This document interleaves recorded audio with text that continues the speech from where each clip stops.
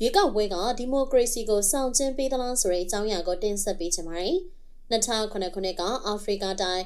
းဆူဒန်နိုင်ငံပေါ်ဆက်သွယ်ရေးလုပ်ငန်းတထေးကြီးမိုအီဘရာဟင်ကကြေညာချက်တစ်ခုထုတ်ပြန်ပါတယ်။တိုင်းပြည်ကိုကောင်းကောင်းမွန်မွန်အုပ်ချုပ်ပြီးတော့အာဏာနဲ့ယာတို့ကရိုးရိုးသားသားထွက်ခွာပေးမယ်။အာဖရိကတိုက်ကခေါင်းဆောင်ရှင်ဒေါ်လာ9သန်းစုချီးမြှင့်မှာဖြစ်ပါတယ်။နိုင်ငံပေါင်း54နိုင်ငံမှာဒီနေ့အထိကိုဒီစုကိုရတဲ့စုစုပေါင်းလက်9ချောင်းစာလောက်ပဲရှိပါတယ်။ဒါဘာကိုပြသလဲဆိုတော့နိုင်ငံခေါင်းဆောင်ဆိုသူတွေကအာဏာကိုဖက်တွေထားကြပြီးတော့မျက်လှည့်အမျိုးမျိုးနဲ့ကလထိုင်ကိုစုပ်ကင်ထားကြတယ်ဆိုတာပါပဲ။အဲ့ဒီထဲကမျက်လှည့်တစ်ခုကတော့ရွေးကောက်ပွဲများဖြစ်ပါတယ်။မျက်လှည့်ဆရာကအုတ်ထုတ်ထဲကိုငှက်တကောင်ထည့်ပြီးပြန်ထုတ်ပြလိုက်တော့ယုံဖြစ်နေတဲ့အကွက်ပါ။ရိုးပြီးတော့ပြကွက်တစ်ခုဖြစ်ပေမဲ့အမြင်မြင်တွေ့နေရလဲဒါပဲဖြစ်ပါတယ်။အာဏာရှင်တို့ကရွေးကောက်ပွဲကျင်းပနေဆိုရင်ရည်ရွယ်ချက်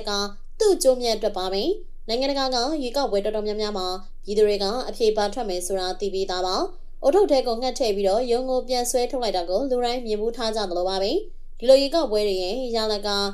electrical autocracy လို့ခေါ်တဲ့ရွေးကောက်ခံအာဏာရှင်စနစ်ပါပဲ။ရှိပြီးသားအာဏာရှင်ဆိုရကသူ့ကိုယ်သူတရားဝင်ဖြစ်ဖို့အတွက်သတင်းမီဒီယာလွတ်လပ်ခွင့်ပွင့်လင်းမြင်သာတဲ့မဲပေးမှုစနစ်ညှာထားတဲ့တရားစီရင်ရေးစနစ်တွေကိုမျက်ကွယ်ပြုပြီးတော့ကျင်းပတဲ့ရွေးကောက်ပွဲတွေကနေထွက်လာတဲ့အဖြစ်တွေပါ။ကမ္ဘာပြည်သူတွေရဲ့44%ဟာရွေးကောက်ခံအာဏာရှင်စနစ်အောက်မှာနေကြရအောင်လို့ Daihin Institute for Peace and Democracy DIPD ကနေဆိုရင်ဒါဟာအာဏာရှင်နိုင်ငံအကုန်တော့မဟုတ်သေးပါဘူး။ဘာဖြစ်လို့လဲဆိုတော့ရွေးကောက်ပွဲကိုလုံးလုံးမကျင်းပတဲ့နိုင်ငံတွေလည်းရှိနေလို့ဖြစ်ပါတယ်။တိတ်လှပတဲ့ကမ္ဘာကြီးတော့မဟုတ်လှပါဘူး။အာဏာကိုလက်မလွတ်ချင်တဲ့နေရာကတော့ American လိုနိုင်ငံမှာတော့မှသမ္မတကဥပဒေကိုကြော်ပြီးတတိယကြိမ်သမ္မတတက်တန်းကိုစဉ်းစားနေရလို့ပြောထွက်ခဲ့ပါတယ်။ဒါဆိုရင်အာဖရိကအရှေ့တောင်အာရှနဲ့လက်တင်အမေရိကလိုနေရာတွေမှာအာဏာရှင်တွေက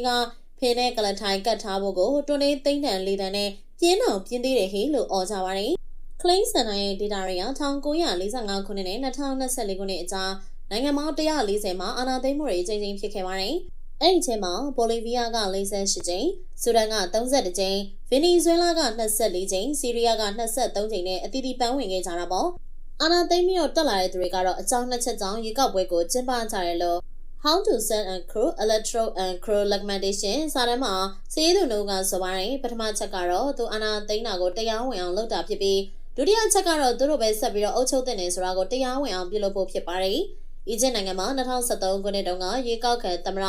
မိုဟာမက်မော်စီကိုကာကွယ်ဦးစီးဌာန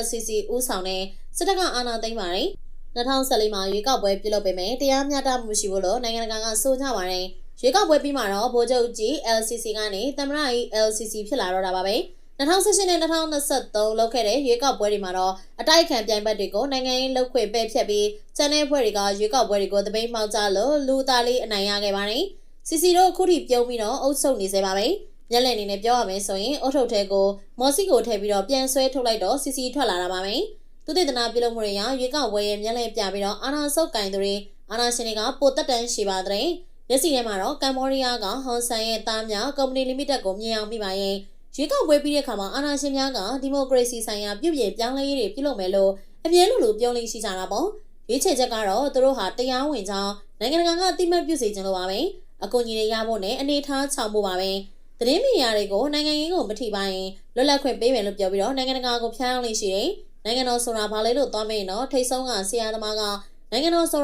ာငါပေါ်လို့ပြန်ဖြေမှာပါ။သူတို့တွေပြောတာကတော့ကိုယုံစားပြီးတော့အမှန်တရားကိုထုတ်ဖော်ပြီးသူသတင်းသမားတွေကတော့နှစ်ရှည်ငပိကျော်စားရကိန်းပါပဲ။အမြင်ပြောင်းပြီးတက်လာတဲ့အာဏာရှင်တွေဟာအတိမတ်ပြုမှုအထိုင်လျောက်ရပြီးပြီဆိုတော့ခိုးရမှာပစ္စည်းတွေကိုခွဲဝေရေးစတာပါပဲ။သစ္စာခံတွေကိုယာရုပိစပွန်ဆာတွေစီးပွားရေးသမားတွေကိုတင်တာတွေချပေးတာတွေလုပ်တာပေါ့။နောက်တစ်ဆင့်မှာတော့အတိုက်ခံတွေကြားထဲမှာအုပ်စုခွဲလုပ်လိုက်တာပါပဲ။သူတို့အမုံစုံတိုက်ခံတွေကိုအားနည်းအောင်ပြုလုပ်ဖို့သူတို့နဲ့အဆင်ပြေနိုင်တဲ့အတိုက်ခံတွေကိုနေရာပေးဆက်ဆံတတ်ပါတယ်။နေရာပေးခံရတဲ့သူတွေကလည်းအဟုတ်မှတ်ပြီးတော့ပါသွားလိမ့်ရှိတာကတော့နိုင်ငံတော်မှာအများကြီးကိုတွေ့ရလိမ့်ရှိတာပေါ့။ဒီနေ့ကတော့အမြဲလုပ်ပါပဲ။နိုင်ငံတကာကိုအတိုက်ခံနဲ့လက်တွဲလုပ်တယ်လို့မျက်လဲပြပြီးတော့ပြည်ရင်းကိုလည်းပလီတာပါပဲ။အဟုတ်မှတ်ပြီးတော့ပေါင်းပြီးတဲ့အတိုက်ခံချို့လဲအချိန်တိုင်တော့ငပိကြော်စားရတာပါပဲ။အဲဒီအချိန်ကျမှအာဏာရှင်နဲ့မပူပေါင်းလို့သူတွေအရင်ရောက်နေပြီးသားရဲဘော်တွေနဲ့ပြန်ပေါင်းထုတ်တဲ့ဇလန်လေးပေါ့ happy ending တော့မဟုတ်လာပါဘူး။ဆိုင်းတန်ပုံတန်တွေကတော့ကြားနေရကြောင်းမှမျက်လက်ဆရာကတော့အုတ်ထုတ်ဆောင်ပြီးတော့ထွက်လာပါပြီ။ခဏနေရင်တော့ပြုံးနေတဲ့ရုံလေးတကောင်အုတ်ထုတ်ထဲကနေထွက်လာတော့မှာပေါ့။ဗီဒီယိုလေးကိုစောအောင်ကြည့်ပြတဲ့အတွက်ကျေးဇူးထူပဲတင်ရှိပါတယ်။နောက်ရက်တွေမှာလည်းဒီထက်ပိုပြီးတော့စိတ်ဝင်စားဖွယ်ကောင်းတဲ့သတင်းကြောင်းရမျိုးစုံနဲ့ပြန်လာခဲ့ပါဦးမယ်ရှင်